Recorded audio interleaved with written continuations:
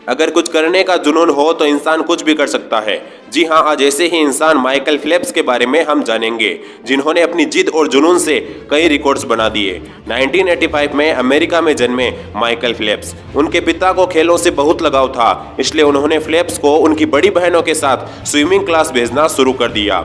लेकिन उन्हें पानी से बहुत डर लगता था।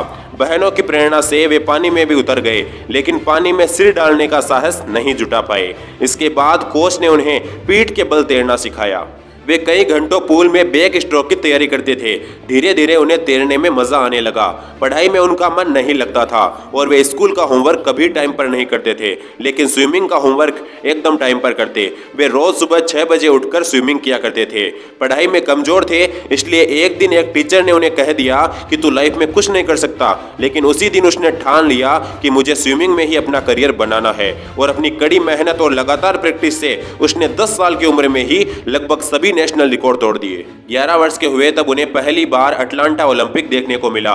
वहां बड़े बड़े खिलाड़ियों की तैराकी को देखकर उनके मन में भी बड़ा चैंपियन बनने का जज्बा पैदा हुआ। वहीं पर उनकी मुलाकात कोच बोमन से हुई।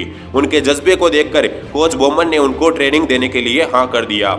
वे हर हफ्ते स्विमिंग पूल में 80 किलोमीटर लंबी तैयारी करने लगे। 4 साल बाद वर्ष 2000 में सिडनी ओलंपिक के लिए उन्होंने क्वालिफाई कर लिया, लेकिन इस ओलंपिक में वे एक भी मेडल नहीं जीत सके। इस हार को उन्होंने प्रेरणा के रूप में लिया और जी जान से प्रैक्टिस में लग गए। और अगले ओलंपिक 2004 में उन्होंने यह साबित कर दिया कि मेहनत के दम पर कुछ भी हासिल किया जा सकता है। इस ओलंपिक में उन्होंने 6 गोल्ड और 2 ब्रॉन्ज मेडल जीते। इसके साथ ही उन्हें ओलंपिक में जीतने की मानो आदत सी हो गई। लेकिन संघर्ष यहीं पर खत्म नहीं होता।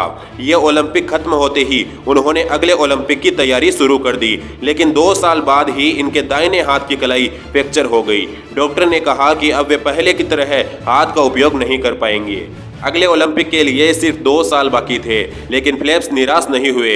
उन्होंने नए सिरे से प्रैक्टिस शुरू की और उनके इस जज्बे ने पिछले सारे रिकॉर्ड्स तोड़ दिए और इन्होंने इतिहास बनाते हुए सिर्फ एक ओलंपिक में 8 गोल्ड मेडल अपने नाम किए। ऐसा करने वाले वे दुनिया के पहले खिलाड़ी बन गए।